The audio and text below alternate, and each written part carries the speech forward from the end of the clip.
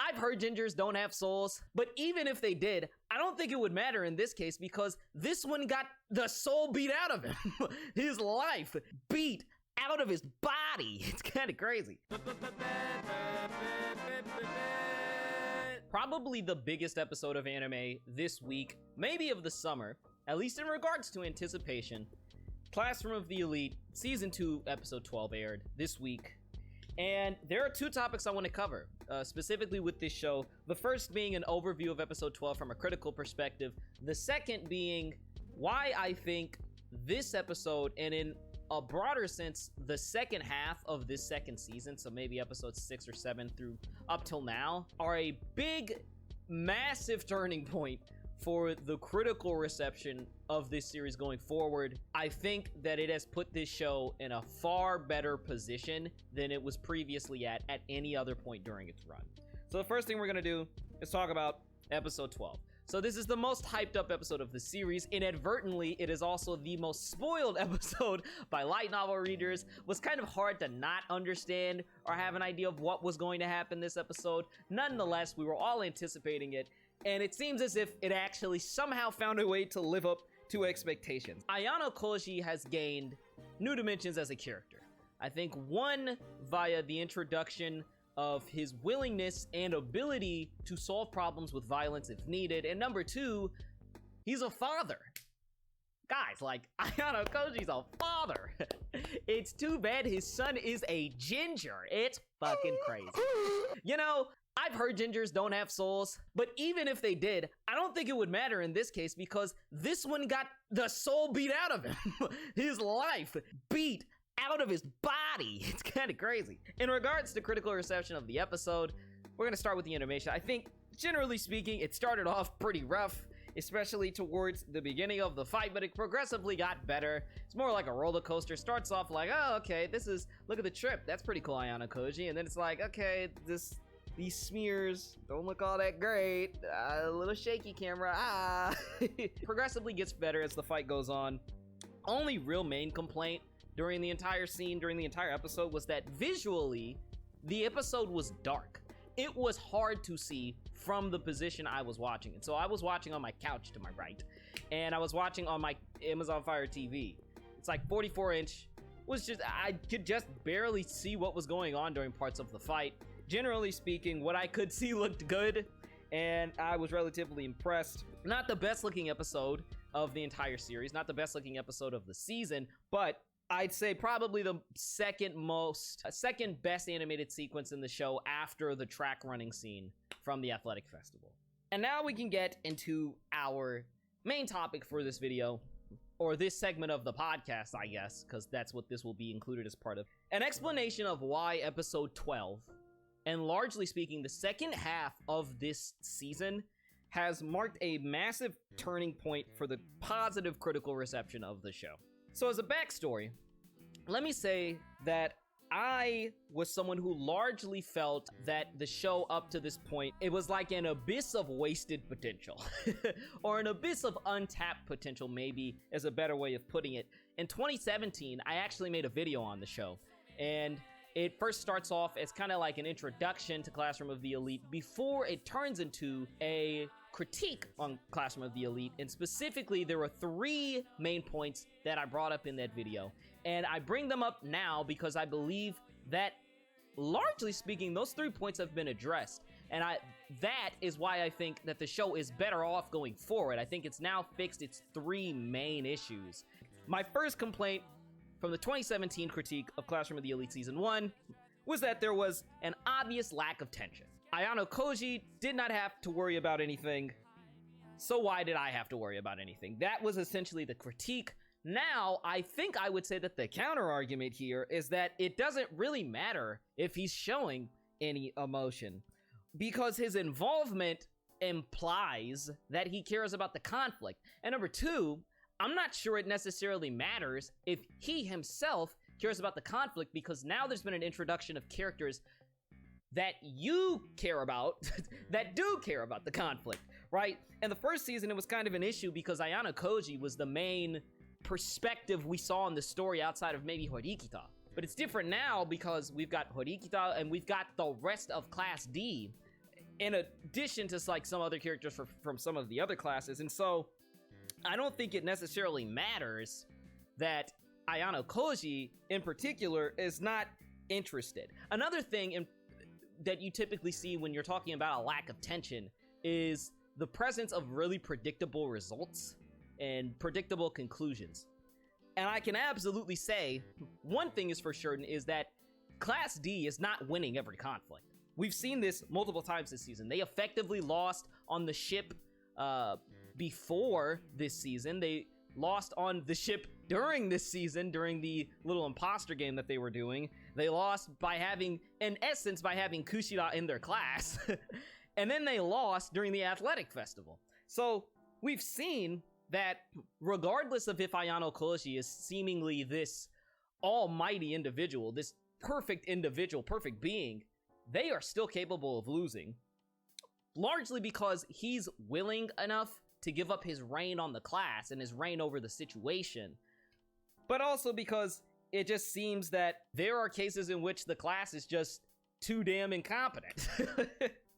And that kind of leads me into my second point. During that 2017 video, my second complaint was that there was a lack of use of the main cast. Like, there are way more characters in this cast that could have been used, and they're just not touched. That is no longer really a complaint for me, and I think the primary reason is because Ayanokoji is no longer the main character. He's like an orchestrator for the main character that is Class D. That puts us in a really different scenario. I think additionally, there's also been some foils and rivals that have been added to the story.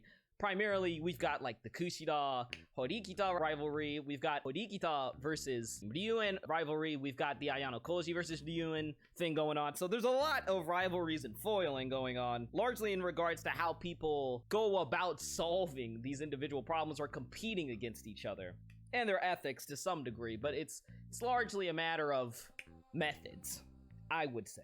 Each of these conflicts and characters have evolved into far more fleshed out conflicts and characters. There is more detail into the difference in ideas and the clashes of ethics, the clashes of methods.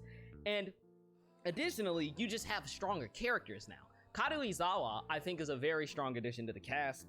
She's treated unfairly, but unlike what seems to be the case for a lot of characters in the show, her reaction seems very reasonable, and she's very respectable as a result. She's easy to root for, and she has unlocked this other side of Ayanokoji's character, minutely unlocked, I would say, because he's still largely seemingly emotionless all the time.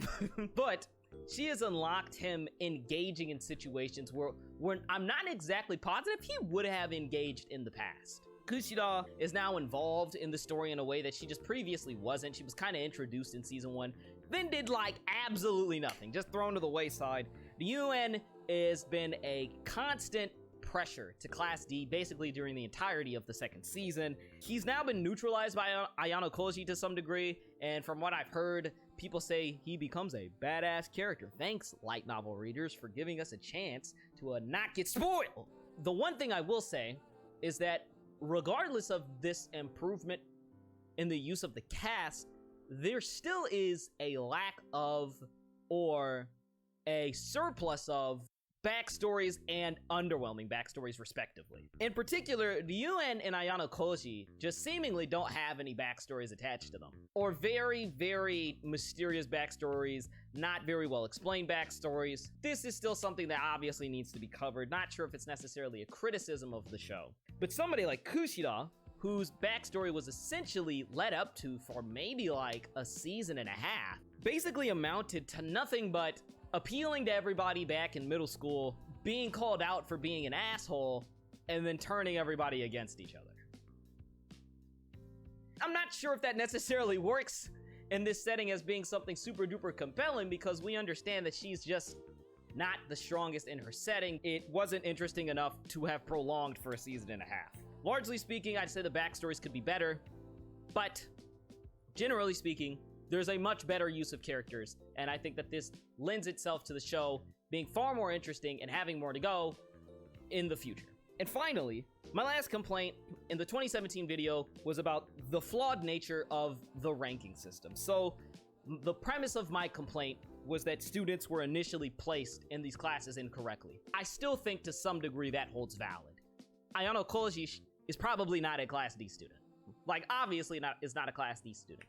Horikita is not a Class D student. Obviously not a Class D student. And at the time, other students had not necessarily shown themselves specifically in Class D, and I guess in other classes, to really have any sort of major separation. They didn't seem that different, and I still don't think we know enough about the other classes to state that they, for sure, should have been placed where they were placed. But what I will say is that the lines between these classes have become more obvious, again, as the season has progressed. I remember I complained about the ranking system being corrupted. This was another big thing because my issue was basically that the show seemed as if it was trying to hold up the integrity of the ranking system. And I just thought that was stupid because characters were obviously breaking the rules. The reason I thought that it was attempting to hold it up was because Class D was abiding by these rules. And it's almost saying that if Class D can move up the ranking system and we're gonna be preachy about people cheating, then the rules should be, you know, abode, whatever the word is. People should follow them. But I think the show has just completely delved into the brokenness of the system and is now just about finding ways to subvert the requirements given by the system. It's just about finding ways around the rules at this point. I think Ayanokoji, and this is why episode 12 is also really important, his willingness to interject himself in a violent way into a manner that is clearly against the rules of the school, against the policies of the school, is almost like crinkling up and just fucking throwing away the rules of the ranking system. And I think that's a good thing because the ranking system sucks. Like, as a concept, it's cool. I think it's a nice premise.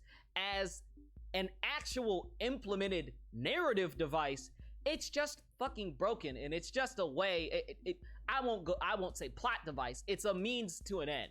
It's a means to put these students against each other and create kind of like this tournament-like environment. And that is basically all I have about Classroom of the Elite Season 2. I think from episodes 6 onwards, the show has taken a massive turn for the better. Largely speaking, I think the changes in the addressing of issues that I had in Season 1 will ultimately put the show in a better state going forward.